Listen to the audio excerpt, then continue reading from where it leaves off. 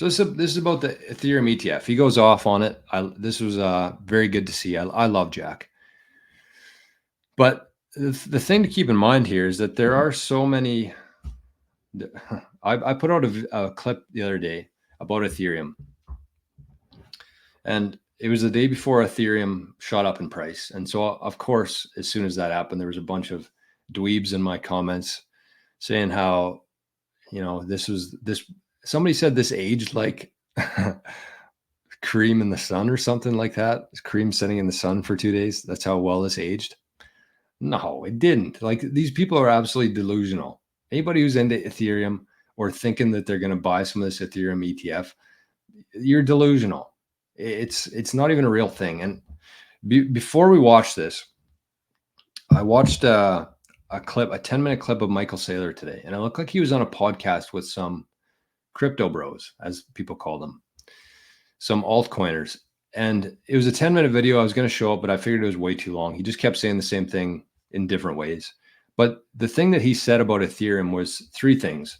It's not ethical, it's not economical, and it's not technically sound.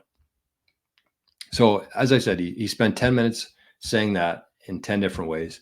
But this was kind of like the higher level summary of what he said. So Ethereum is unethical because it's an unregistered security selling as a commodity. So it's unethical. These guys have been selling these tokens. They had an ICO. They gave a bunch to their buddies. They control the code, and they claim that it's a commodity, and that's how they're selling it. But in reality, it's an unregistered security. So it's unethical. Second one, he said it was not economical.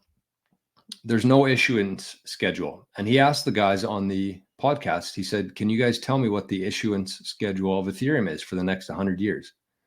And they just went dead silent, said nothing. And Michael Saylor said, well, yeah, because nobody knows what it is. There's no issuance schedule.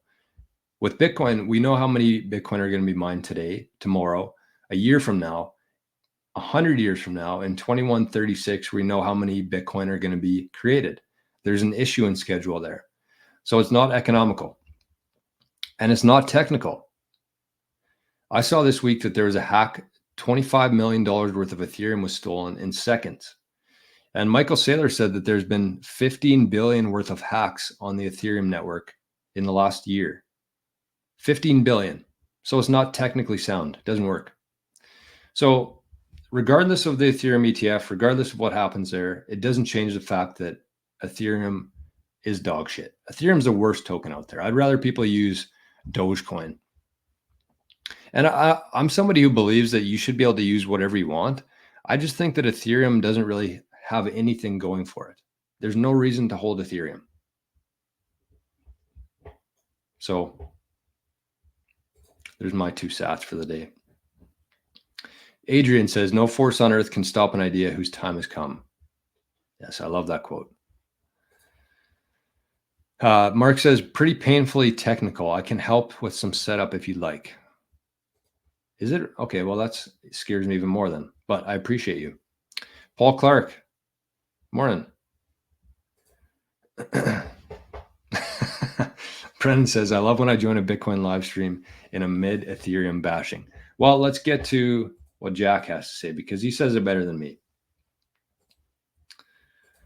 So let's see. Here's Jack on Bloomberg. It's 5 minutes, but it'll be the best 5 minutes of your day today. Someone who's really into the Bitcoin scene and what he thinks about the Ethereum ETF as well. Strike CEO, Jack Mallers, always great to have you on the show. Thanks for coming in to the studio. You, of course, very much focused on functionality and building upon Bitcoin. What do you think, though, of a ETF, yet more institutional money potentially coming into the smart contract side of the equation? Yeah, I'm not a fan of any other cryptocurrency outside of Bitcoin, but I think there is a hilarious story as to why this is happening. I mean, I was laughing out loud. It looks like someone went to Gary Gensler and said, hey, buddy, you're not in charge anymore.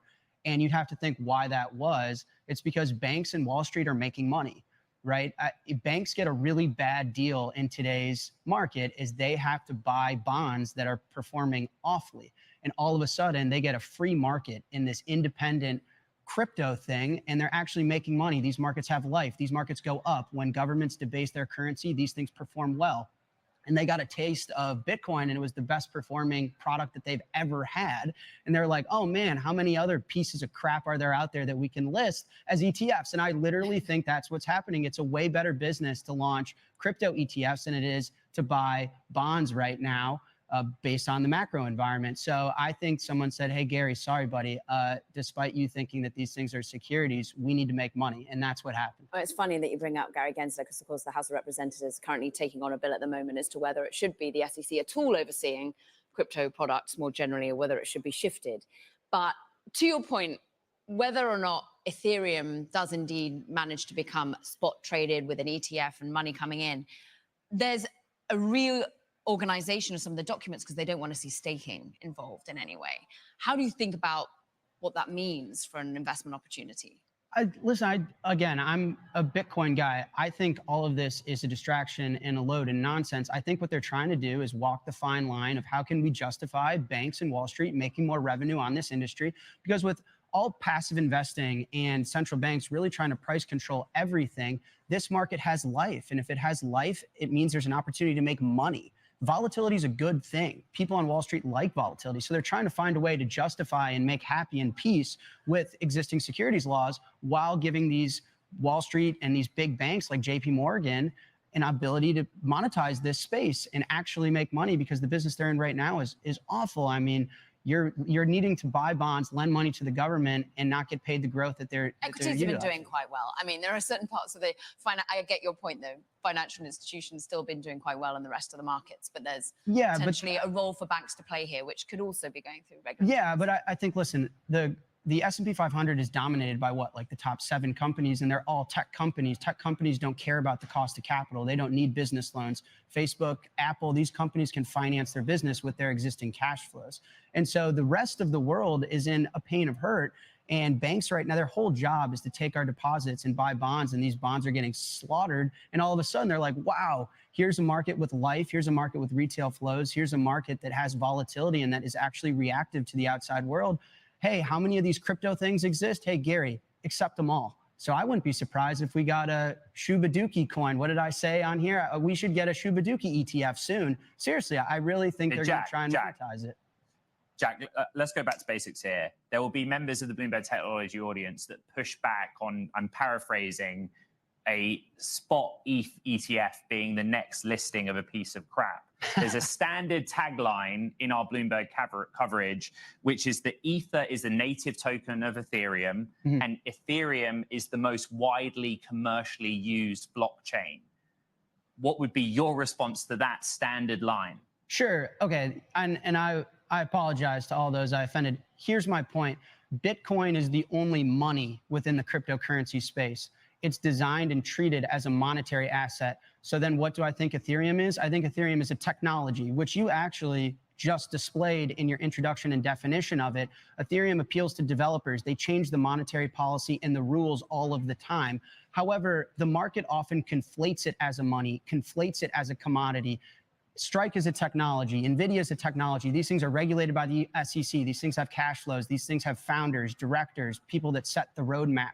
And so when I say a piece of crap, maybe I'm being a bit aggressive, but I think it's distinctly different from Bitcoin. I think Bitcoin can be the world reserve asset, the one money that we use to store our time and energy. And I think Ethereum can be a technology which competes with NVIDIA, but then it gets confusing. It's like, well, what's their cash flows? Who founded it? Who sets the direction? Why does it change so much? And when it does change, why does it change? I think that there's a lot of intentional confusion going on in the story. And as a Bitcoiner, it frustrates me because I'm trying to fix the money, fix the world. And so I think that there's a lot the market has to sort out as to what it actually is and how to value it. Jack Manners, come back with your messaging and come on the show from San Francisco as well. Strike CEO Jack Manners on all things crypto. Meanwhile, we do have...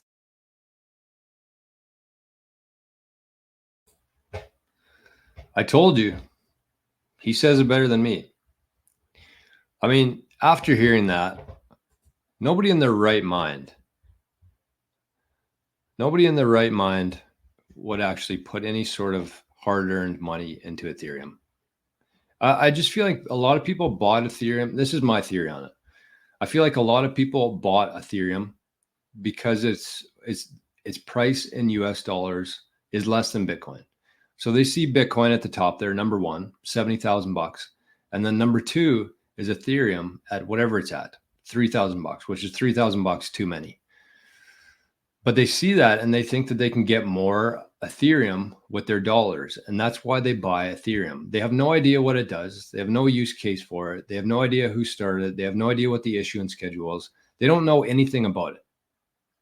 They just buy these stupid fucking monkey pictures that they can send back and forth on Ethereum, waste a ton of gas by doing it and money, essentially wasting money, sending these apes around.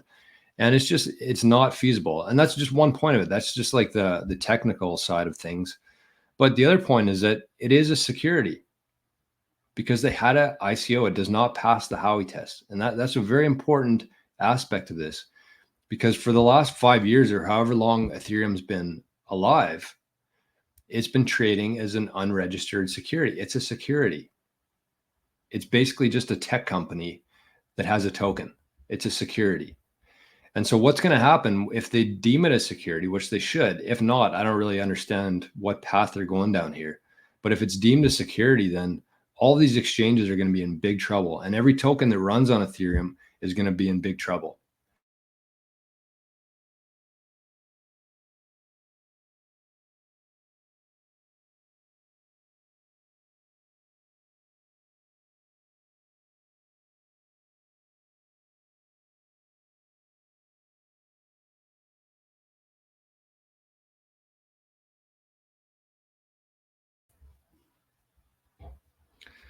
Whoops. Must have said too much. They cut me off.